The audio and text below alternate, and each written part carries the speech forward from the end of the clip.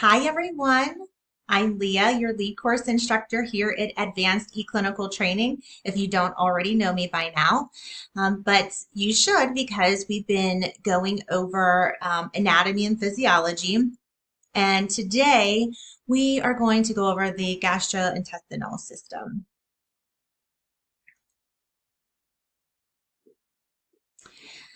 So the gastrointestinal system here. So functions of the gastrointestinal system, there are four main ones. So motility is one. So motility refers to the movement of food through the GI tract, through the process of ingestion, mastication, which is chewing, and deglutition. Really?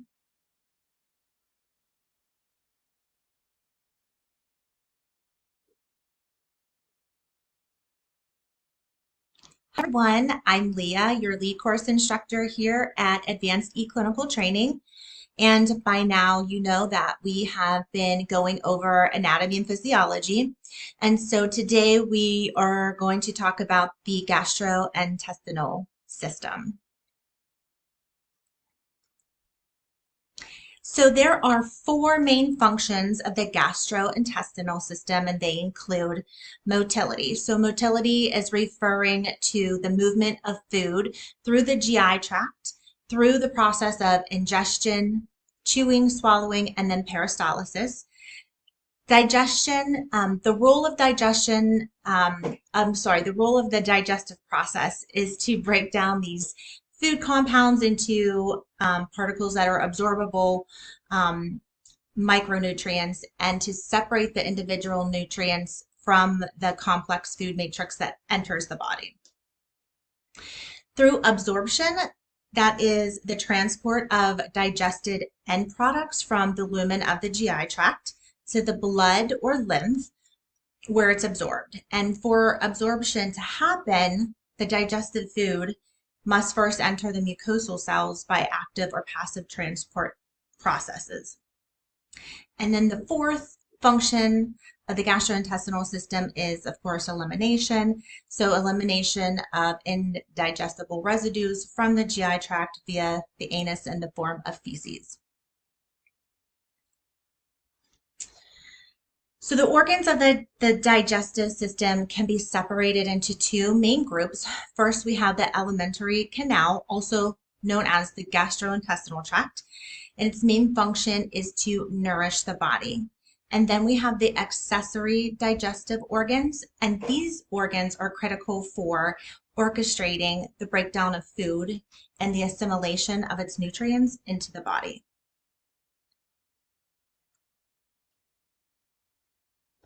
So first we'll begin talking about the alimentary canal organs of the gastrointestinal tract, and this first one is the mouth. So food, of course, enters the digestive tract through the mouth. We have the lips. The lips protect the opening of the mouth. We have our cheeks, and the cheeks form the lateral or the side walls of the mouth. We have the palate, and the hard palate forms the top of the mouth or the anterior roof of the mouth, and the soft palate forms its posterior roof or the bottom part of the mouth. We have the uvula, and that is a fleshy finger-like projection of the soft palate. Of course, we have the tongue, and that's the tongue is a muscle that occupies the floor of the mouth and has several bony attachments, and two of these are to the hyoid bone and the styloid process of the skull, which we talked about in the musculoskeletal system. And then we have the linguinal frenulum, and this is a fold of mucous membrane that secures the tongue to the floor of the mouth and limits back movements or posterior movements. We also have the palatine tonsils, and at the top end of the oral cavity are a pair of masses of lymphatic tissue known as the palatine tonsils. And then we have the linguinal tonsils, and the linguinal tonsils cover the base of the tongue and just beyond. Moving along with the alimentary canal organs of the gastrointestinal system, we have the pharynx. And as you can see here, from the mouth, food passes posteriorly into the oropharynx and the laryngopharynx. So the oropharynx is behind or at the bottom to the oral cavity, and the laryngopharynx is continuous with the esophagus just below, and both of which are common passageways for food, fluids, and air.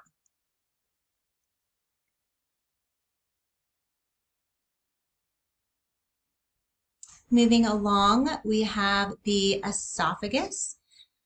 So the esophagus runs from the pharynx through the diaphragm to the stomach, as you can see here in this diagram. It is approximately 25 centimeters or 10 inches long. And the structure, so the walls of the esophagus to the large intestines are made up of the same 4 basic tissues of tunics that include the mucosa, the submucosa, the muscularis externa, the serosa, and the intrinsic nerve plexuses, which you can see here in this diagram.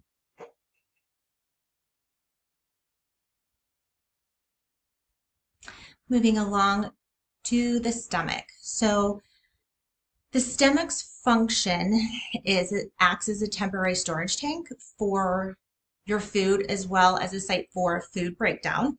So the stomach has 5 distinctive sections that include the cardia. As you can see here in this diagram, the cardia is right here, and this is the top part of your stomach, and it contains the cardiac sphincter, which prevents food from traveling back up to your esophagus.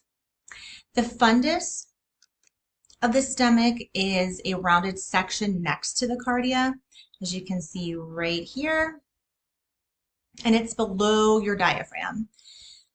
The next part of the stomach is the corpus or the body, and this is the largest section of your stomach. In the body, your body will begin to contract and begins to mix the food here. So the antrum lies below the body of the stomach, and it holds food until your stomach is ready to send it into your small intestines. And then next we have the pylorus, which is right here, and this is the bottom part of your stomach, and this includes the pyloric sphincter. So this ring of tissue controls when and how your stomach contents move to your small intestines.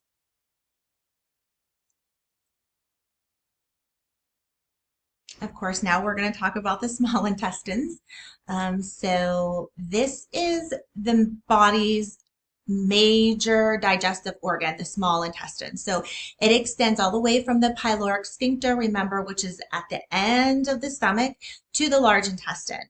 And it is the longest section of all of these alimentary tubes with an average length of 8 to 20 feet long.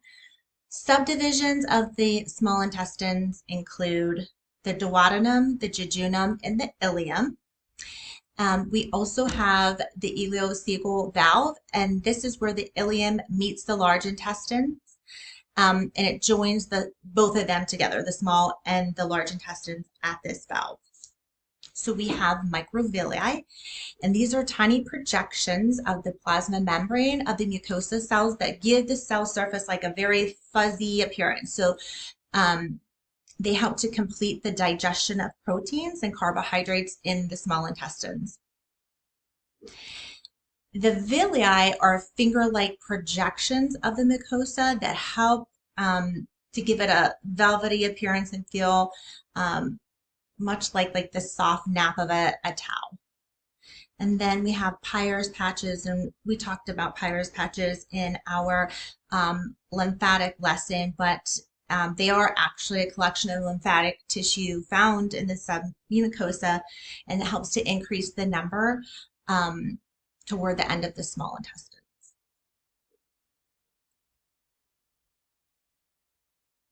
Next, of course, we're going to talk about the large intestines. So we went from the mouth to the esophagus to the stomach to the small intestines, and now we're at the large intestines. So the large intestines is much larger in diameter than the small intestines, but it is actually shorter in length. It is only about 5 feet long as compared to the small intestine. So again, the large intestines they're only bigger in diameter, not length. And extends all the way from the ileocecal valve all the way to the anus. So the major function of the large intestine is to dry out indigestible food residue by absorbing water and to eliminate these residues from the body as feces. So it frames the small intestines on all 3 sides and has the following subdivisions: the cecum, the appendix, the colon, the rectum, and the anal cavity. So you can see here in this diagram, this is the large intestines right here, and right in the middle, that's the small intestines. So the cecum is a sac-like, and it's the first part of the large intestines. And then you move on to the appendix, and the appendix hangs from the cecum and is kind of worm-like. And then we have the ascending colon. So the ascending colon travels up the right side of the abdominal cavity and makes a turn to travel across the abdominal cavity. The transverse colon is this is where the ascending colon makes the turn that I just described and continues to be the transverse as it moves across, transverse across the abdominal cavity. And then next, of course, we have the descending colon. So then the large intestines turns again at the colic or the splenic flexure and continues down the left side of the descending colon. Then we have the sigmoid colon. So the intestines then enters the pelvis where it becomes the S-shaped sigmoid colon. And then we have the anal canal, and that ends at the anus, which opens to the exterior of the body, of course. And then we have the external anal sphincter. And this anal canal has an external voluntary sphincter. The external anal sphincter is composed of skeletal muscle.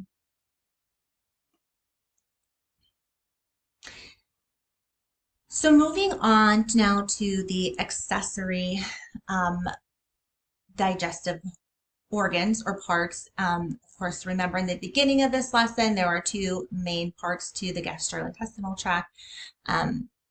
So now we're moving on to the second part, the accessory organs or parts. So the first one we're going to talk about are the teeth. So the role the teeth play in processing food. Obviously, it doesn't need a whole lot of introduction. So we masticate or chew by opening and closing our jaws and from moving the food side to side while continuously using our tongue to move the food between our teeth.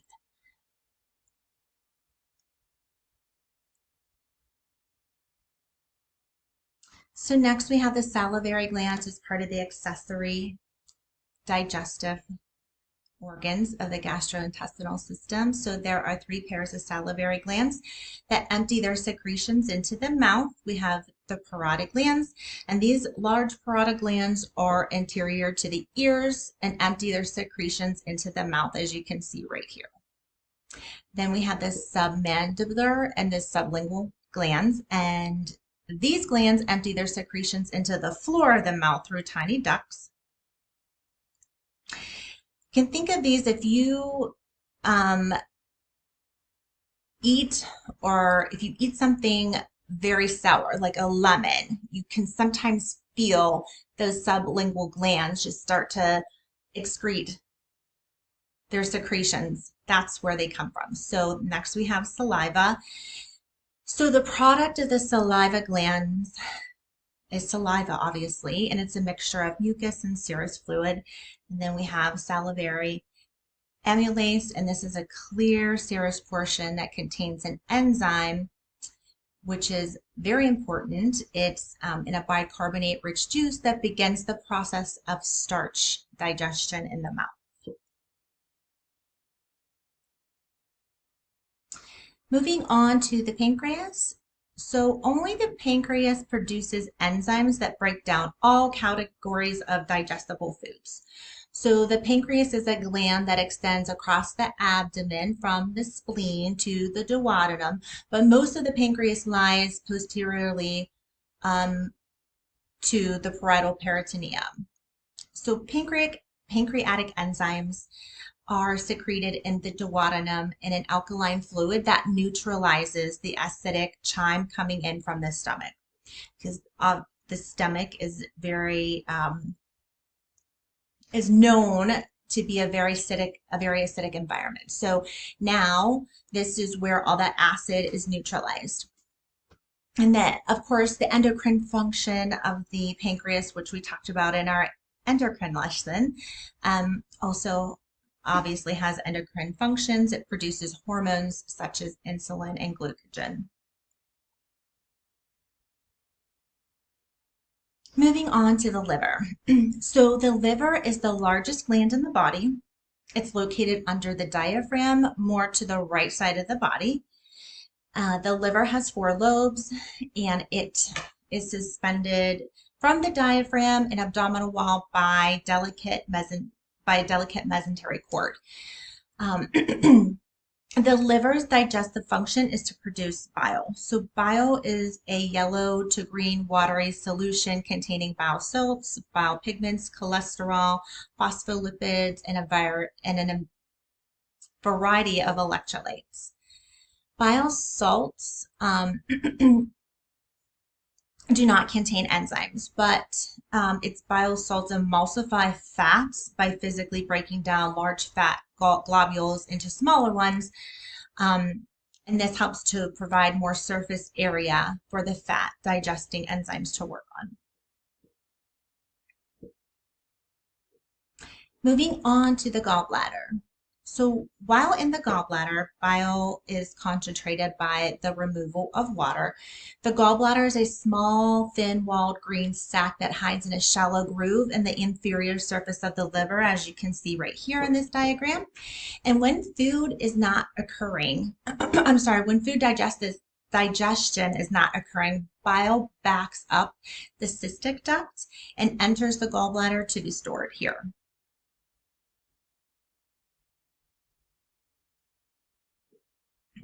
So let's break this all down, what we just talked about.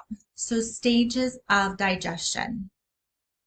Step 1, of course, we're chewing, we're wetting the food with saliva in the mouth, we're swallowing the food. The saliva in the mouth starts to break down the carbohydrates. Next, we're swallowing. So after we swallow, food enters our esophagus, and this is where the peristaltic propulsion of food through the esophagus to the stomach. So the movement of food through the esophagus here to the stomach. Stage 3 is stomach digestion, and this is where proteins are digested by the way of gastric acid and other digestive juices. Moving along to the small intestine, and of course, the liver and the pancreas produce digestive juices and enzymes to digest food. Digestion of carbohydrates, fats, polypeptides, nucleic acids, all happen here. Then we move down to the large intestines, is where absorption begins. And then to stage 6 or step 6, waste elimination. So the physiology of digestion, so it's food ingestion and breakdown. So of course, we've talked about this in the beginning. Once food is placed in the mouth, both mechanical and chemical digestion begins. So of course, there's the physical breakdown.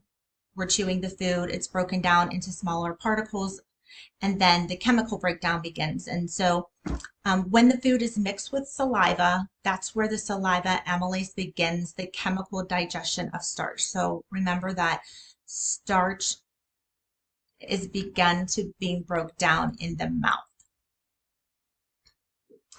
So stimulation of saliva. So when food enters the mouth, stimulation of saliva from the salivary glands begins. And then the passageways, of course, the pharynx and the esophagus have no real digestive function. They just simply provide a passageway to carry food from the mouth to the next processing site, which is the stomach.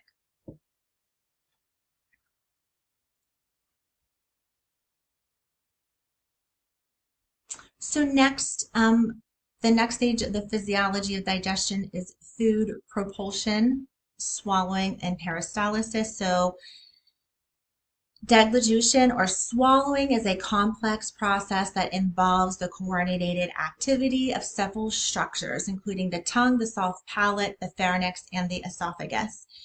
We have the buccal phase of swallowing, and the first phase, the voluntary buccal phase, occurs in the mouth. Once the food has been chewed and while mixed with saliva, the bolus is forced into the pharynx by the tongue. Then moving on to the pharyngeal esophageal phase, which is the second phase of the involuntary, and it's an involuntary phase. So this transports food through the pharynx and the esophagus. So the parasympathetic division of the autonomic nervous system controls this phase and promotes the mobility of the digestive organs from this point on. Food routes, so all routes that the food may take except the desired route distal into the digestive tract are blocked off. So the tongue blocks off the mouth, not allowing food to come back from the pharynx or the esophagus into the mouth. So the soft palate closes off the nasal passages. The larynx rises so that its opening is covered with the epiglottis.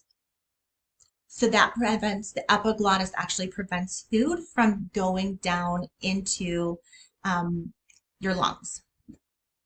And then it enters the stomach. And so once the food reaches the very end of the esophagus, it presses against the cardioesophageal sphincter, causing it to open, and that's when the food then enters the stomach.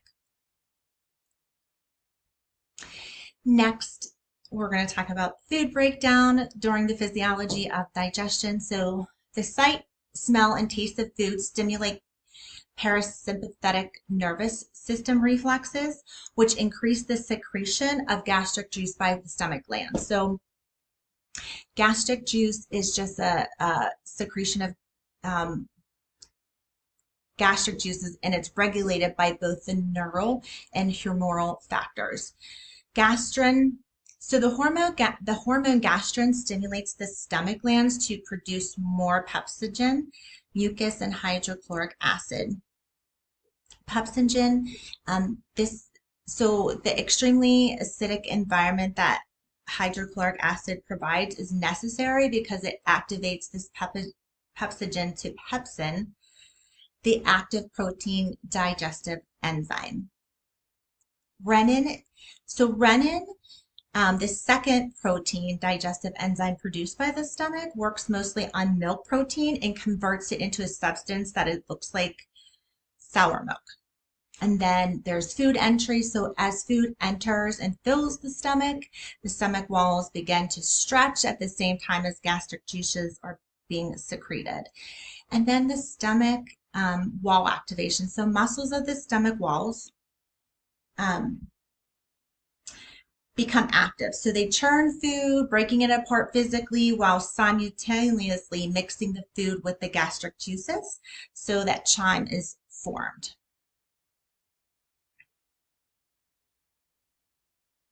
Moving on to food propulsion. So peristalsis, as we talked about previously, is the movement of food towards the digestive tract.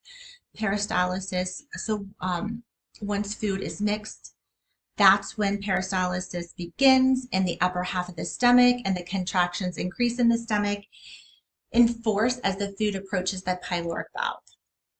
Once the food or the contents get to the pyloric passage of the stomach,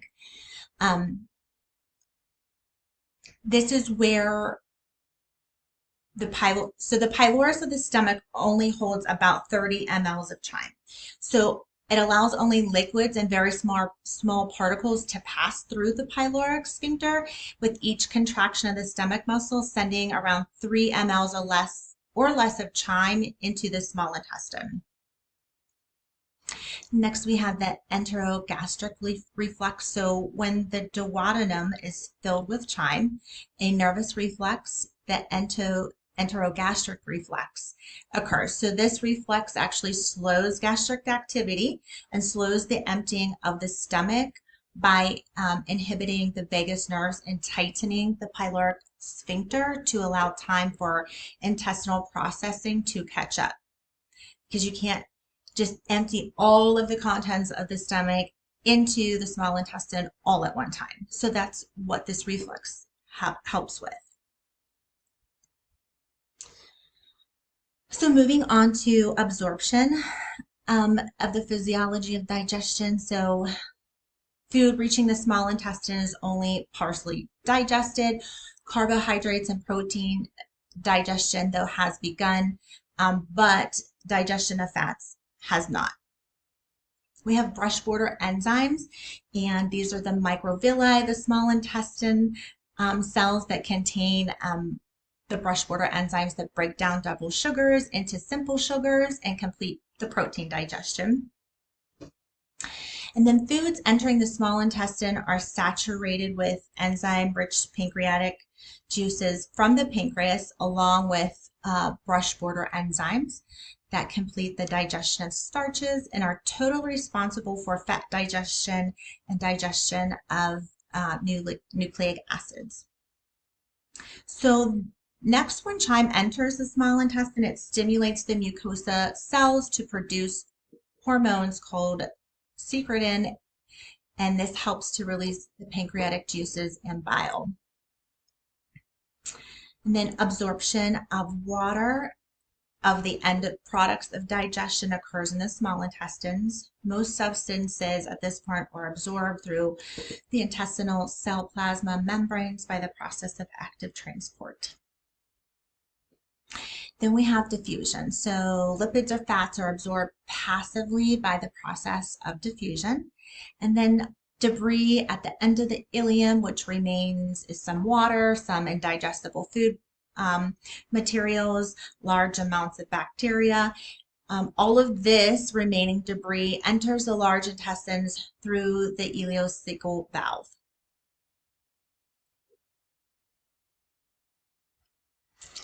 We did talk about food propulsion. So peristalsis is the major means of propelling food through the digestive tract.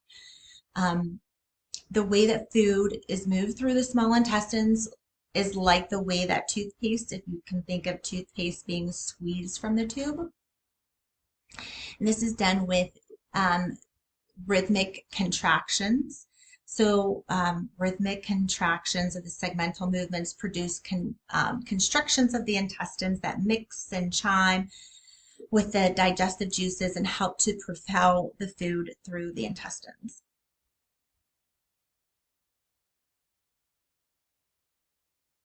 Moving on to food breakdown and absorption. So the contents that are now in the large intestines contain little nutrients and will remain there for 12 to 24 hours. The bacteria that live in its lumen of the large intestines metabolize some of the remaining nutrients, releasing gases that contribute to the odor of feces. And flatulence or gas, about 50 mLs of gas is produced by humans each day, much more when certain carbohydrate-rich foods are consumed. So the large intestines is limited to the absorption of vitamin K, some B vitamins, some ions, and most of the remaining water. And then feces, so this product is delivered to the rectum, contains the undigestible food residues, mucus, lots of bacteria, and just enough water to allow passage. So that was a lot. There's a lot to know in the gastrointestinal system. If you have questions about it, if you have concerns, if you need any clarification, you know that you can always email me or you can schedule office hours with me. But I appreciate you all sticking with me through this. We're almost done here. I hope you all have a wonderful rest of your day. Bye.